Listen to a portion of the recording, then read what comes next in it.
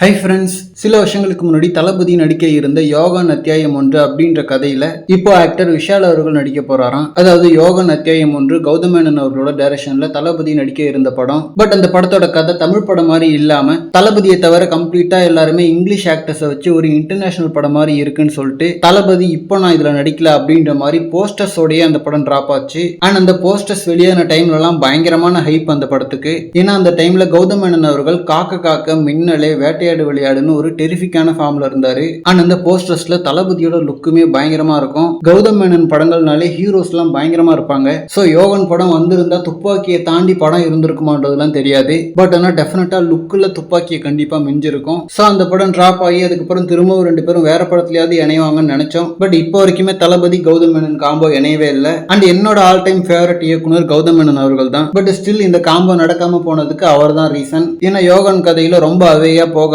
கொஞ்சம் தமிழ் கனெக்ட கொண்டு வந்திருக்கலாம் அதுக்கப்புறமாச்சும். அப்படி இல்லைன்னா காக்க மாதிரியான ஒரு கதையை தளபதிக்கு கொடுத்திருந்தா அந்த கிராட்டிடியூடுக்காச்சும் தளபதி யோகன் கதையில திரும்பவும் ரெண்டாவது வாட்டி இணைஞ்சிருப்பாரு. சோ என்னோட most favourite actor and director combo நடக்காமலே போயிடுச்சு. அண்ட் இப்போ இந்த காம்போ நடக்கணும்ன்றதுல எனக்கே ஆசை இல்லை. ஏன்னா கௌதம் மேனன் அவர்கள் கம்ப்ளீட்டா அவுட் ஆஃப் ஃபார்ம்ல இருக்காரு.